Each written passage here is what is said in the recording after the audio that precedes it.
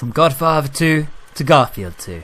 Let's talk some cinema, cause I need to use this film degree somehow.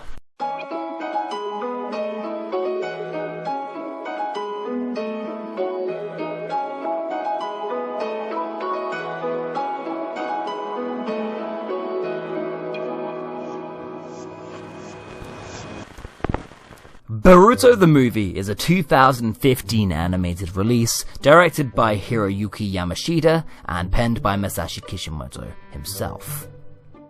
Broadcast worldwide to celebrate the final chapter of the Naruto story.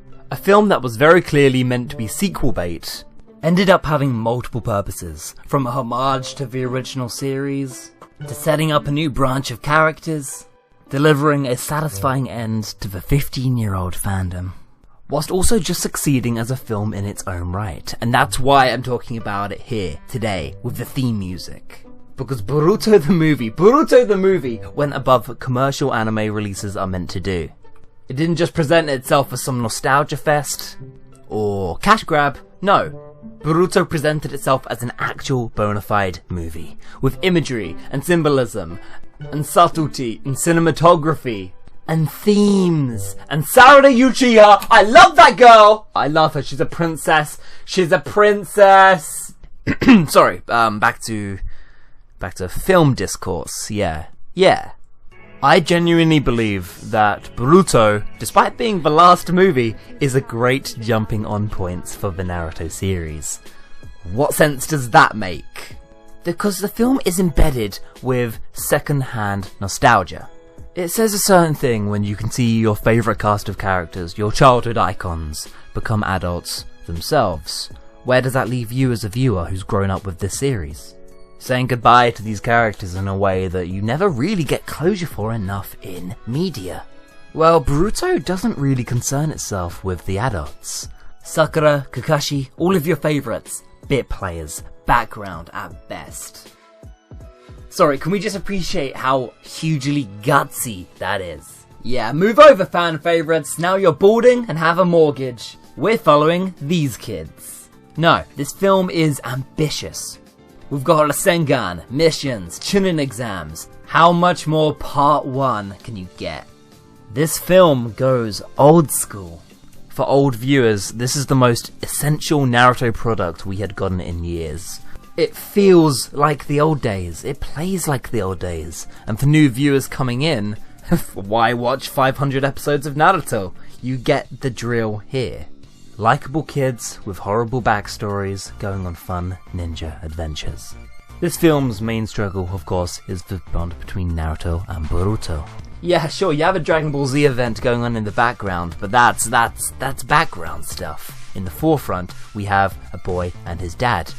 The film I'd actually relate this to the most is a Goofy movie. Oh, yuck. I just wanted to be a part of your life, son.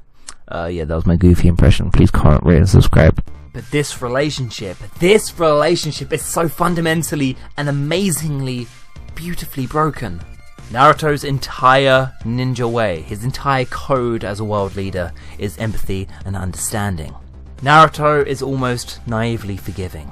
Forgiving the man who murdered his parents, idolizing the man who destroyed his village, and letting various criminals off the hook. But the one person throughout all of this that he cannot understand is his own son. How harrowing is that? And from a character perspective, yeah, sure, that works. Naruto was an orphan, he was brought up, and he didn't understand what love was until one movie ago. But then at the same time, this isn't the same knucklehead Naruto that we've come to love. And that is one of the sad truths of this movie. People change, people get hurt, but we all have our reasons. So our boy Naruto is finally a hero. Why even bring the kid into this? Well, because Naruto's entire ideology, his ninja way, has gone stale. On TV, Naruto is seen spouting the teamwork and perseverance. Yeah, his Messiah ideology has become a catchphrase, soullessly spouting what saved a generation. Yeah, of course, kids aren't going to be inspired by that.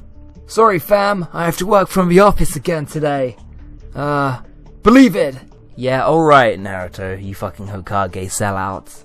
Shikamaru seems to handle it just fine. Yeah, but okay, but joking aside, it's fairly easy to see where both these characters are coming from. I mean, the overworked dad who values work before family, that's from every 90s movie ever. This trope is nothing new, but it's spun in a new ninja way. And to an audience that largely would just write off the Boruto character as a brat. And this is an interesting response. Boruto definitely is a character with some big character flaws, but they're all internalized. They're all him. Because things just come easy to Boruto. I'm not gonna call it privilege, Uzumaki privilege, because he actually tries to distance himself quite a bit from his dad. But Boruto is a product of a nation at peacetime. Take a look at this early scene, where Boruto tells more about what he's learned.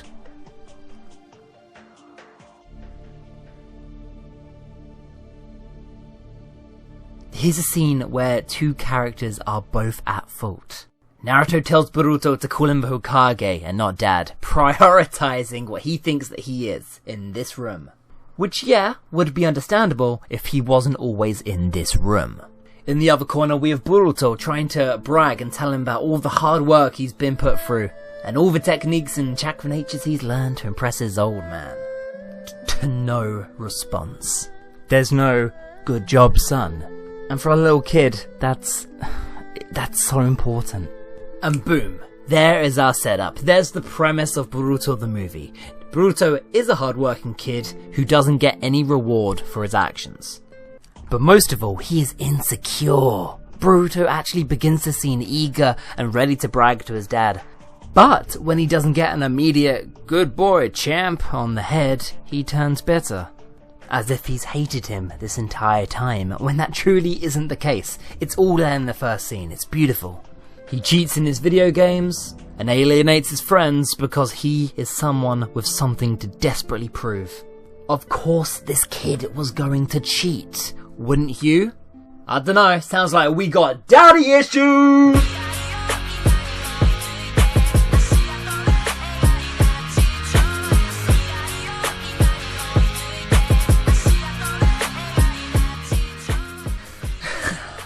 It is challenging for an audience to be shown their hero with a happy ending at the age of 35, still washed up. And this is telling to a bigger theme. I love the theme of adults not knowing any more really than kids. Adults are just as hopeless as kids, just with a mortgage. And that is realistic and terrifying. For the most part, I actually believe that the movie wants you to side with Boruto's plea. It's established very early that he's quite talented generally and cares for his sister, so we know he's not just some loudmouth idiot. But just like his own father, this is something he takes too far. Although the film is very fast-paced and full of action, it still takes moments to stop. And this is why I consider Boruto to be a film worth dissecting. Sasuke describes Banana Hair's clothes as looking new.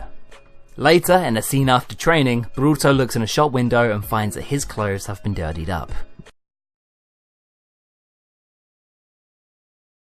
Holy shit, the animation conveyed so much in the space of a couple seconds. An image so beautiful that it will come back later when Boruto dons on the cosplay and jumps into the battle. But not before he gives his own mother a sexual fantasy. Very important scene. Holy shit, Boruto wants to fuck his mum and kill his dad. Are we going Oedipal? Freud? The clothes might be the most beautiful motif used in the series. Nuanced and clever. Our main character is a combination of Naruto and Sasuke, wearing his father's jacket, which he completely fits into fine, by the way, and Sasuke's old headband, which is also Naruto's. He's a walking motif. Here, the movie is discreetly telling you, yeah, this is everything that you love in a new set of clothes. And yet, in the film's climax, the kid has to literally walk a mile in his father's shoes to understand him. Same story, new clothes. Which brings us to the hard work ethic of Naruto. Now, this is actually quite a big recurring issue, and one that I'm going to have to reach as far back as the old Chunin exams. And how do they pertain to the modern day Chunin finals? Feel that nostalgia! Maybe we don't get as much of the actual trials themselves as we did back in 2005, but Boruto feels compelled to using the Kobe device twice in the exam, both times to save his own hide. Where of course this heartbreaking scene happens. When I'm in the cinema and Naruto removed Boruto's headband, the entire audience booed. Fucking audible shock. To Boruto, this is all a game. There's been nobody in his life to teach him the difference between cheat cartridges on a Game Boy and actual exams. The entire film is about the importance, the value of the hard way. Something that Sausage Sensei actually calls him out for very early on. And Naruto and Sasuke were underdogs. No matter how many power-ups or handouts they were given, they did have to earn their powers from scratch. Momoshiki also parallels this theme by presenting a power he does nothing to earn. All Momoshiki can do is copy, steal, and eat. Why work so hard when you can acquire all this power in just one bite? That's what Momoshiki brings to the table as a villain. He's a walking showcase for the film's themes. So when Naruto and Sasuke fight Momoshiki for the fate of the end of the world, it's not just that. They're teaching Boruto a lesson. A lesson he has to learn the hard way. With dirty clothes, oh! Bring it home. Honestly, why did Kishimoto get so good in the late game?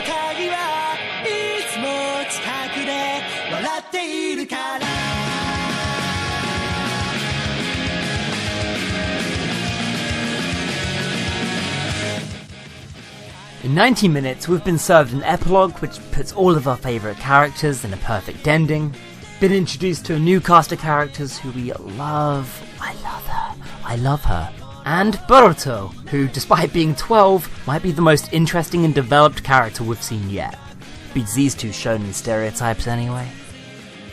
Boruto is adultly written, and clearly Kishimoto hit the best of his writing streak at the very end. For those who see him as a brat, I know why. I know why people don't like this generation, because these are kids without tragic backstories. If having an argument with your dad in the stadium is the worst thing that's ever happened to you, that's not much for a sad flashback. But it's not about that. If anything, the peace of these characters, the fact that none of them were born in sad ways, is testament that the world has entered peacetime. Sorry, banana hair isn't very edgy, but he's not meant to be. But then, a strange thought emerges. Since when were the Chunin exams meant to be fair? Tamari's fan, Gaara's sand, Sharingan, giving Sasuke the power to immediately rip off Jutsu at a second's notice. Yo, there was nothing earned about half this shit. The Sand siblings back in part 1 were such compelling villains because they did not feel like they earned their power. OP abilities with almost no skill involved. That was what made these villains so threatening. Hard work has been a recurring theme of Naruto since the very beginning. Back in part 1, the point of the exams is to showcase ninja from the 5 nations and bring in money and international relations.